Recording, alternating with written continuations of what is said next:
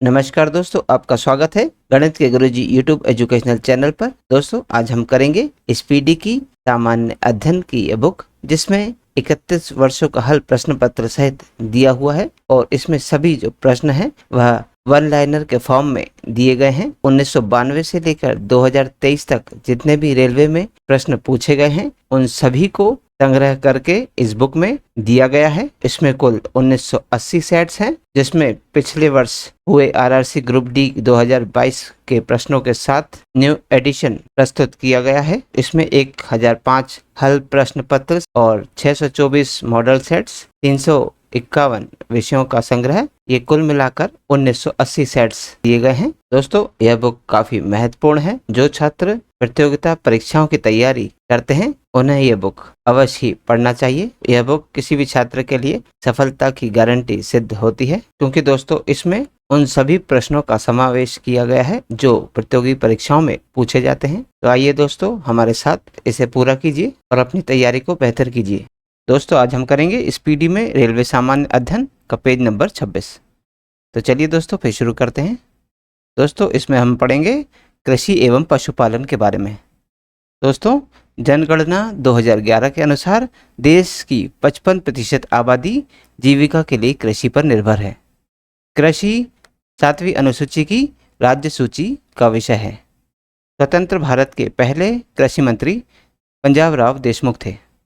देश में प्रथम कृषि विश्वविद्यालय गोविंद वल्लभ पंत कृषि विश्वविद्यालय था, जिसकी स्थापना 1960 में उत्तराखंड के पंतनगर में हुई थी।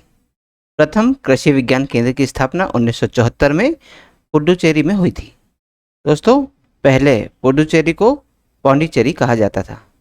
भारतीय कृषि अनुसंधान संस्थान की स्थापना मूल रूप से 1905 में बिहार के पूसा में हुई थी। वर्तमान में भारतीय कृषि अनुसंधान संस्थान दिल्ली के पूसा कैंपस में स्थित है। भारतीय कृषि का इतिहास नामक पुस्तक MS रंधावा द्वारा लिखी गई है। विश्व वन्य दिवस 21 मार्च को मनाया जाता है। हरित क्रांति के विश्व स्तरीय जन्मदाता अमेरिका के नॉर्मन ई बोरलॉग को माना जाता है। बोरलॉग पुरस्कार कृषि क्षेत्र से संबंधित है। भारत में हरित क्रांति की शुरुआत 1967-68 में हुई थी। MS स्वामीनाथन को भारत में हरित क्रांति का जनक माना जाता है। हरित क्रांति का जनक देश फिलीपींस है। हरित क्रांति शब्द का प्रयोग सर्वप्रथम अमेरिका के डॉक्टर विलियम गॉड ने किया था। भारत में हरित क्रांति सर्वप्रथम पंजाब में आई, जिसका सर्वाधिक प्रभाव गेहूं पर पड़ा। गेहूं के लिए औसत तापमान 10 डिग्री सेल्सियस से 25 डिग्री सेल्सियस जरूरी होता है तथा वार्षिक वर्षा 50 से 75 सेंटीमीटर जरूरी होती है। ग्लूटेन नामक प्रोटीन गेहूं में पाया जाता है। गेहूं उत्पादन में चीन प्रथम तथा भारत दूसरे स्थान पर है। गेहूं उत्पादन में अग्रणी राज्य उत्तर प्रदेश है। गेहूं का वास्तविक नाम ट्रिटिकम एस्टिवम है। सोना, कल्याण, अर्जुन ये सभी गेहूं की किस्में हैं। गेहूं में 42 व चावल में 24 गुणसूत्र होते हैं। गेहूं के लिए सबसे उपयुक्त मिट्टी जलोढ़ मिट्टी होती है। गेहूं में विटामिन B1, B2 तथा B6 पाया जाता है। गेहूं में रस्ट रोग कवक के कारण होता है।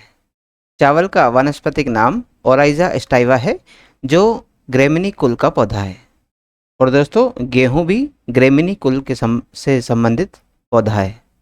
चावल में कार्बोहाइड्रेट 76%, प्रोटीन 6 से 7% तथा वसा 2.5% विद्यमान होता है।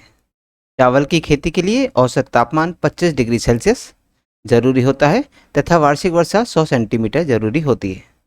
चावल को पॉलिश करने या ज़्यादा धोने पर विटामिन B1 नष्ट हो जाता है। दोस्तों विटामिन B1 को थायमिन भी कहा जाता है। धान में खैरा रोग जस्ते की कमी से होता है। जया, पद्मा, सोना व मधु धान की प्रजातियां हैं। विश्व में धान की प्रथम बोनी किस्म IR8 है। धान की खेती प्रतिरोपित बुआई द्वारा होती है। पूसा 444 बाजरा की एक प्रजाति है और पंतजी 114 यह चने की एक प्रजाति है। तंबाकू में विषैला तत्व निकोटिन होता है।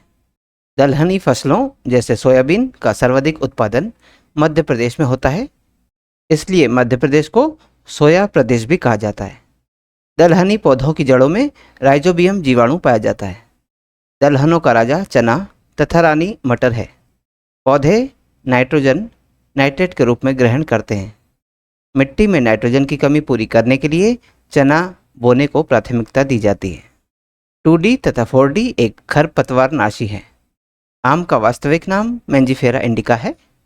दोस्तों, हॉर्टिकल्चर बागवानी से संबंधित है तथा ऑरिकल्चर साग सब्जियों के उत्पादन से संबंधित है। वनों और जंगलों का अध्ययन सिल्वीकल्चर के अंतर्गत किया जाता है।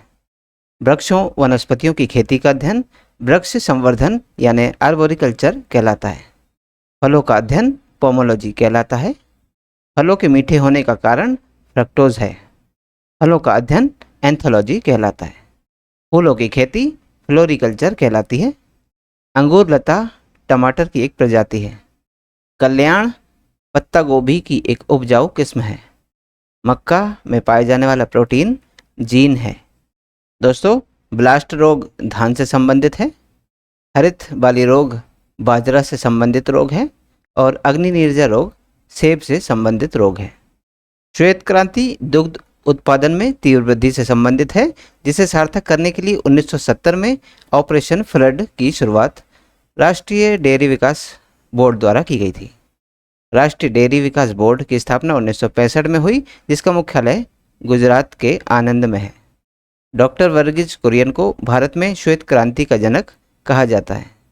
राष्ट्रीय डेयरी अनुसंधान संस्थान हरियाणा के करनाल में स्थित है। दूध की शुद्धता लैक्टोमीटर से मापी जाती है।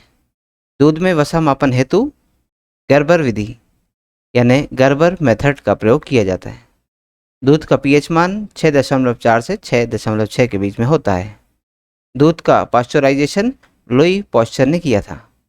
पाश्चरीकरण प्रक्रिया में दूध को 62 डिग्री सेल्सियस पर 30 मिनट तक रखा जाता है।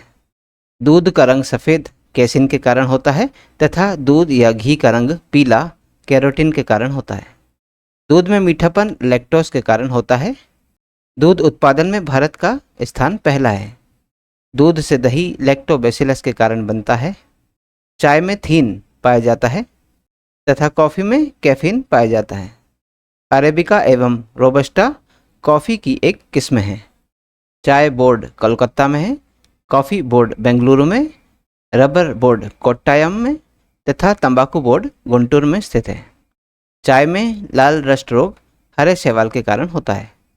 दोस्तों, चिपको आंदोलन, जिसे वन संरक्षण आंदोलन भी कहा जाता है, जिसकी शुरुआत 1973 में उत्तराखंड के चमोली जिले में हुई थी।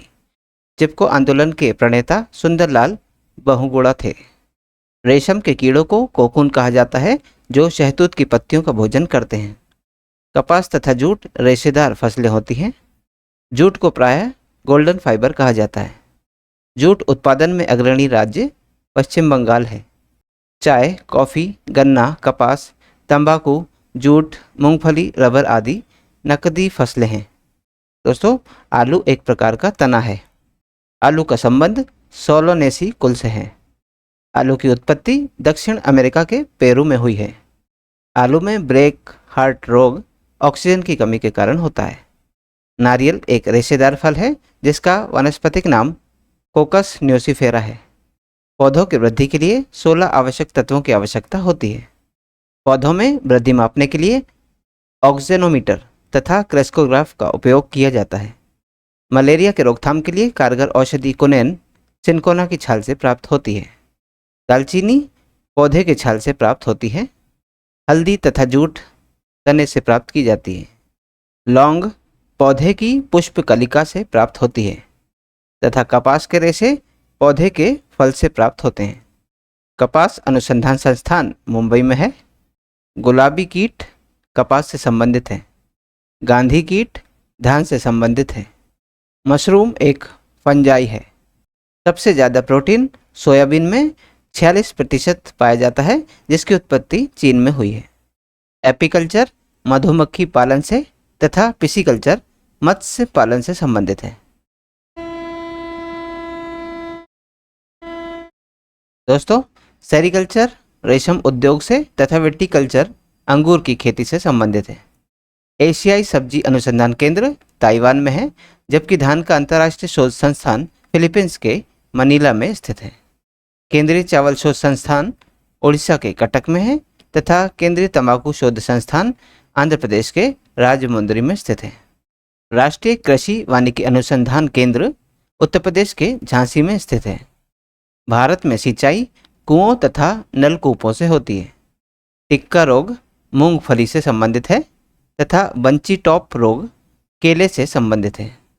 और दोस्तों टमाटर लाइकोपीन के कारण लाल होता है। तो दोस्तों आज का वीडियो यहीं समाप्त होता है। यदि आप आज के वीडियो का PDF प्राप्त करना चाहते हैं तो आप हमारे टेलीग्राम चैनल से जुड़ सकते हैं।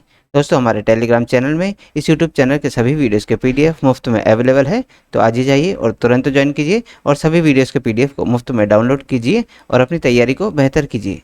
और दोस्तों यदि आप इस यूट्यूब चैनल पर नए हैं तो चैनल सब्सक्राइब कर लीजिए, वीडियो को लाइक किया कीजिए तथा इन्हें अन्य लोगों के साथ भी शेयर कीजिए।